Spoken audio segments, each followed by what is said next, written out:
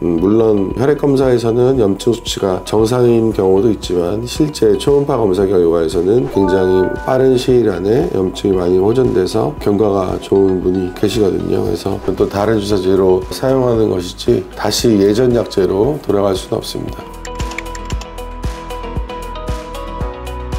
처음에는 먹는 약에서 시작하게 되는데, 그런 먹는 약이 잘 듣지가 않거나 먹는 약에 부작용이 있거나 그런 경우에 생물학적 제제라는 약물을 고려할 수 있는데요. 이런 생물학적 제제는 일단은 주사제로 되어 있고 어떤 특정 세포나 특정한 그런 표적을 대상으로 하는 치료여서 표적 치료제라고도 불리는데, 주사제를 일주일에 한 번, 2주에 한 번, 한 달에 한 번, 2달에 한 번 이런 식으로 꾸준히 맞게 되는데, 이런 생물학적 제제가 류마티스 질환에 효과가 좋은 경우가 많은데, 처음부터 이런 생물학적 제제를 사용하는 것은 아니고 이제 먹는 약으로 치료 효과가 미흡하거나 치료 반응이 더딘 경우에 생물학적 제제를 고려할 수 있습니다.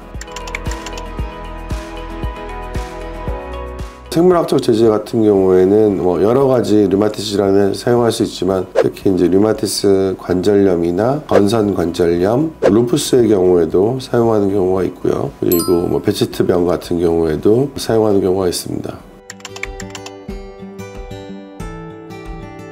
일단은 사용하기 전에 몇 가지 이제 검사를 해야 되고요. 몸 안에 잠복결핵은 없는지, 만약에 잠복결핵이 있다면 잠복결핵 치료를 하고 생물학적 제제를 사용을 해야 되고요. 그런 이유는 이제 생물학적 제제를 사용하면 잠복결핵이 활성화될 수 있는 가능성이 있기 때문에 생물학적 제제를 사용하기 전에는 잠복결핵이 없는지 확인하는 것이 중요하겠고, 대상포진 예방접종을 맞지 않은 분들은 대상포진 예방접종을 하시고 생물학적 제제 치료를 시작하는 것이 중요합니다. 당일 처방은 사실은 좀 힘들고요. 왜냐하면 이제 생물학적 제제를 사용하기 전에 해야 되는 검사들이 있고 해야 되는 이제 예방 접종들이 있기 때문에 생물학적 제제를 당일 처방하기는 사실은 어렵지만, 만약에 예방 접종을 예전에 하셨다면 잠복결핵이 없는지만 확인을 하면 처방을 할 수가 있고, 그 예전에 이제 류마티스 약물을 복용했던 이력이 6개월 이상 되는 경우에는 생물학적 제제 치료를 시작해 볼 수 있습니다. 네, 생물학적 제제는 일단은 가격이 굉장히 비싼 약제가 많기 때문에 보험 규정이 굉장히 까다롭습니다. 그래서 한 번 썼던 생물학적 제제는 다시 쓸 수가 없고요. 한 번 썼는데 효과가 없으면 다음 단계로 넘어가고, 다음 주사제에서 효과가 또 없으면 또 다른 주사제로 사용하는 것이지 다시 예전 약제로 돌아갈 수는 없습니다. 오래 사용해도 큰 문제는 없는 편인데, 암 발생률을 좀 높인다는 보고도 있어서 암의 과거력이 있으신 분들 같은 경우에는 치료 후 최소 5년은 경과해야 쓸 수 있는 것으로 되어 있습니다.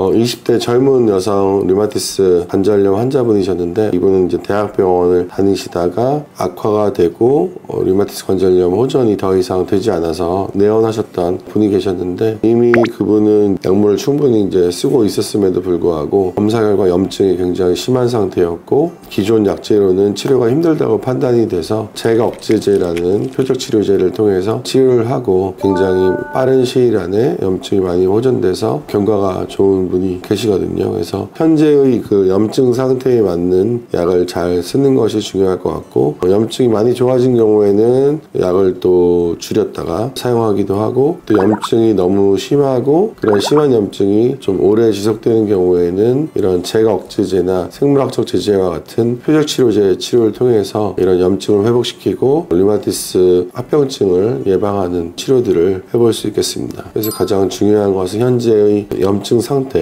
물론 혈액검사에서는 염증 수치가 정상인 경우도 있지만 실제 초음파 검사 결과에서는 염증이 심한 경우도 있기 때문에 정확한 검사를 통해서 현재 상태를 정확히 파악해서 거기에 맞는 정확한 약제를 투여하는 것이 관건입니다.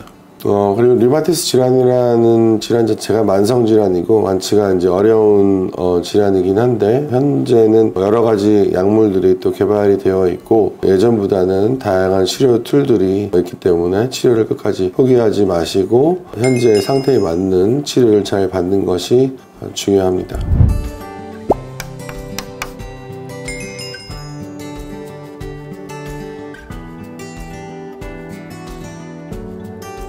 네, 오늘은 류마티스 치료제 중에서 마지막 단계에서 많이 사용하는 생물학적 제제, 표적 치료제에 대해서 알아봤고요. 더 궁금한 점이 있으시면 댓글로 남겨주시면 답변 드리겠습니다.